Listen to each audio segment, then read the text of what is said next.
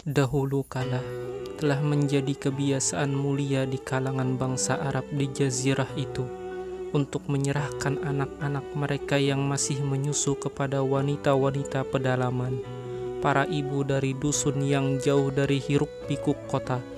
Mereka membawa buah hati mereka ke tengah padang yang luas membentang, di mana angin gurun meniupkan keteguhan dan alam yang keras menanamkan keperkasaan jiwa. Sebab mereka meyakini bahwa anak yang tumbuh dalam pangkuan kota akan lunak tekadnya dan tumpul nalar berpikirnya, sedangkan yang menghirup udara padang dan disusui di tengah alam yang liar namun jujur akan menjadi cerdas akal dan kuat azamnya, teguh hati dan tajam pandangannya. Itulah tradisi yang diwariskan dari generasi ke generasi, bahwa keteguhan sejati tak lahir dari kemewahan, tetapi dari kerasnya perjuangan hidup di tengah alam yang mengajar tanpa kata. Maka berangkatlah serombongan wanita dari kabilah mulia Bani Sa'ad bin Bakar menjelajahi tanah Makkah dengan harapan menemukan bayi-bayi Quraisy yang dapat mereka susui, sebuah tradisi luhur demi keberkahan dan imbalan yang halal. Di antara mereka tampaklah seorang wanita sederhana dan tegar. Ia tidak datang dengan kendaraan megah, tidak pula membawa harta berlimpah. Namanya Halimah binti Abi Dhu'aib As-Sa'diyah, seorang perempuan dusun yang miskin hartanya, namun luas dadanya dan lembut hatinya. Ia datang bersama suaminya Abu Qabasyah, laki-laki bersahaja yang kelak namanya akan digunakan oleh orang-orang Quraisy untuk mengejek sang Nabi Sallallahu Alaihi Wasallam. Mereka berkata dengan nada sinis, "Lihatlah, anak Abu Qabasyah itu, berani sekali ia berkata-kata kepada langit." Namun, mereka tidak tahu bahwa ejekan itu justru mengandung pujian yang tak mereka sadari, sebab yang mereka cela bukanlah manusia biasa, melainkan seorang yang ucapannya didengar oleh langit dan ditaati oleh bumi. Saat itu, tahun-tahun kekeringan tengah mencengkram tanah Hijaz. Angin berhembus lesu, membawa debu harapan yang nyaris pupus.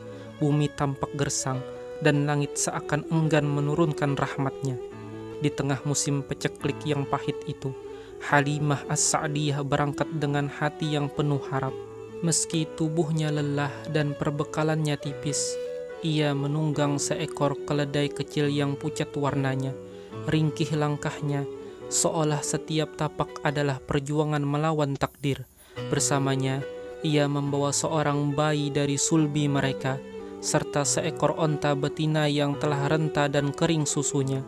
Tak setetes pun bisa diperah darinya, meski dicoba berkali-kali. Sepanjang malam, bayi mereka menangis pilu, kelaparan dan tak terpuaskan. Dada Halimah sendiri telah kering, tak lagi mengalirkan kehidupan, dan sang onta tak menjanjikan harapan. Namun, meski semua tampak menutup jalan, mereka tetap melangkah, menyusuri panas dan dingin gurun, tak bersandar pada sebab, tapi bersandar penuh pada sang pemberi sebab. Mereka tak tahu bahwa di ujung perjalanan itu, langit telah menyiapkan sebuah anugerah yang akan mengubah kisah mereka dan kisah seluruh umat manusia untuk selama-lamanya. Namun, tatkala Halimah meraih sang bayi mulia Muhammad kecil Sallallahu Alaihi Wasallam yang baru saja menyembul ke dunia dari rahim suci Aminah dan mendekapkannya ke dada yang sebelumnya kering dan sunyi, tiba-tiba seakan langit membuka pintu rahmatnya. Dada Halimah pun penuh dengan susu, putih, hangat dan melimpah, seolah mengalir dari samudra keberkahan. Maka Muhammad Sallallahu Alaihi Wasallam menyusu hingga kenyang, dengan tenang seperti embun menyentuh dedaunan. Setelah itu, beliau pun terlelap di pelukan Halimah, tidur dalam damai seperti bintang yang kembali ke langit malam. Bayi Halimah pun ikut menyusu hingga puas, tangisnya reda, dan malam tak lagi pekat dengan kelaparan. Sang suami Abu Qabasyah mendekati unta mereka yang semula hanya bayangan harapan. Namun, subhanallah, unta itu kini berdiri kokoh dengan kantung susu yang penuh. Mereka memerahnya dengan ta'zim, lalu meminum sepuas hati. Untuk pertama kalinya dalam waktu yang panjang, perut mereka kenyang, dan malam itu pun menjadi malam terindah yang pernah mereka lalui. Malam yang membuka pintu-pintu keajaiban. Sejak hari itu, keberkahan pun mengalir bak mata air yang tak pernah kering. Tanah mereka menjadi hijau dan subur. Rumput tumbuh lebat di sekeliling gubuk mereka. Ternak mereka pulang dengan perut kenyang dan tubuh gemuk, sementara ternak tetangga masih kurus dan lemah. Rumah Halimah tidak berubah karena limpahan harta, bukan pula karena kekuasaan yang memukau pandangan. Ia berubah karena kehadiran seorang anak kecil yang wajahnya memantulkan cahaya langit, dan keberadaannya membawa berkah yang menghidupkan tanah yang tandus serta hati yang gersang. Muhammad sallallahu alaihi wasallam tinggal bersama mereka lebih dari 4 tahun. Masa yang dipenuhi kelembutan, mukjizat dan kasih sayang. Dan selama itu pula, setiap hari bersama beliau sallallahu alaihi wasallam adalah hari yang penuh berkah, seolah bumi pun bersujud menyambut hadiratnya. Demikianlah, dari padang gersang Bani Sa'ad terpancarlah kisah yang akan dikenang sepanjang zaman. Kisah seorang wanita sederhana yang memeluk cahaya kenabian sebelum cahaya itu bersinar ke seluruh alam. Halimah bukan hanya menyusui seorang anak, tetapi sedang mengasuh rahmat bagi seluruh semesta.